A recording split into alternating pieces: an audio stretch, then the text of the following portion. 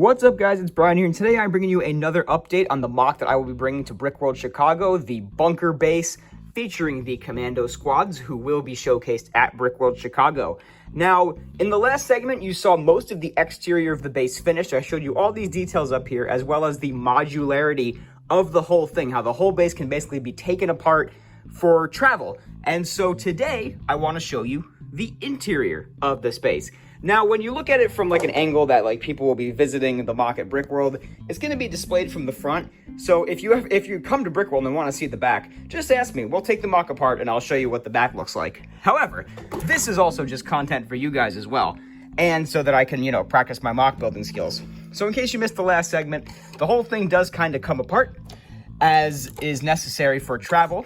So the roof sections come off in halves, as you can see right there. Giving you a quick recap. If you want to see all these details in fuller detail, then go check out the last building segment. Now, here is the interior. I really wanted to go hard with the dark red on the interior because the exterior is so gray, and I like that aesthetic, but I wanted the interior to have a little bit of color. This pillar kind of gets in the way of just showing it off, but that's kind of the design I have on this pillar right here. I got these red macaroni tiles on a pick-a-brick wall, as well as these little headlight pieces in dark red off a pick-a-brick wall over the summer. So I had a lot of those, and I really wanted to utilize those as best as I could. So here are the designs that I came up with for each side of this base. I did want to maintain as much symmetry as possible, and you can definitely see that going throughout, especially with these two walls, which are perfectly symmetrical with one another, because I just really love the consistency that this whole base has. It's my first base in a long time, maybe ever, that's had this amount of actual consistency and organization. But these two walls over here were definitely a challenge. This one and then the one over there, which I'll show you in a second. This is a computer station for some clones to be working on. I just have some of these grunt troopers over here with the GCC helmets, just kind of sitting at these computers. This is the chair design that I came up with for over there. It's very similar to the chair that makes up the turret for the roof, but this is what it looks like. I had some extras laying around. I built 6 of them. I only used 3 of them, but that's what the chairs look like. And you can kind of see the way that this is built. I'll take this wall off in a second because, again, the whole thing is indeed modular. But I really like the way it came out. It's fairly simple, but I think it looks like Star Warsian enough to to pass for a Star Wars base, as well as having all these little panels going across, these printed tiles, and continuing with the macaroni's curved tiles at the top for the black pattern.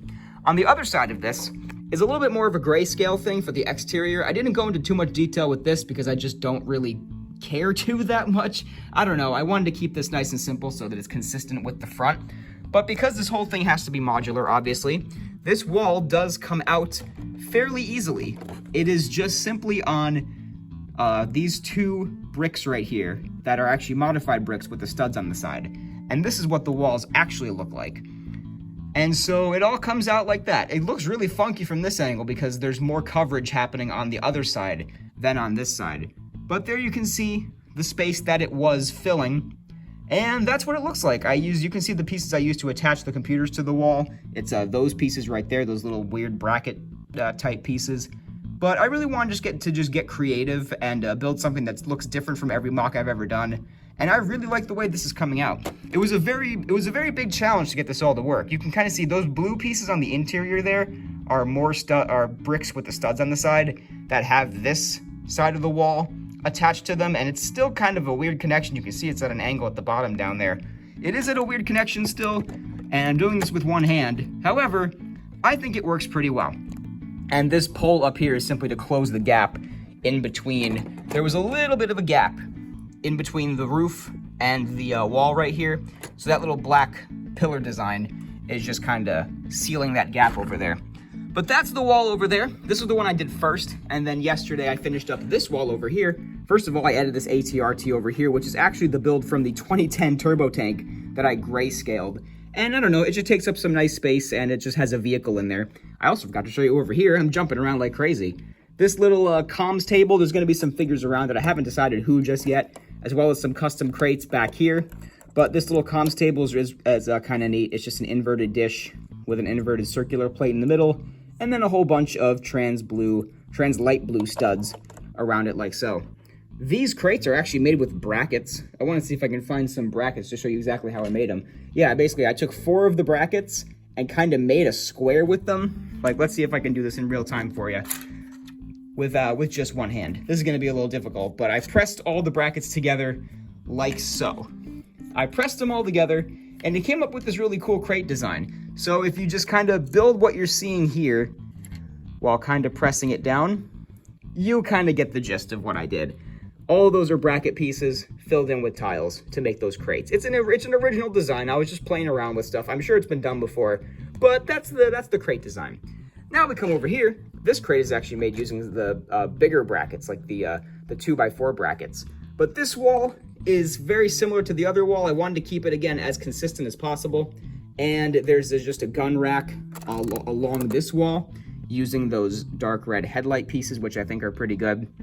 But yeah, it's basically the same build, a little sturdier on this side because I knew what I was doing this time instead of just kind of winging it with that first wall. But again, totally modular. You can see how it comes off so that it is easy to travel with. But that is basically all I have for you for this building segment. It's just the stuff on the interior and all of the dark red. I really like the way this interior came out. I am going to see if I can maybe try to put some lights in this MOC too. I have a light kit that I haven't actually used yet for another set, but I don't really want to use it for that set, so I'm kind of just gonna see if I can put some lights into this thing, because it would be cool to be able to keep the roof on and light up the inside, especially if I'm showing it at Brickworld, which I will be.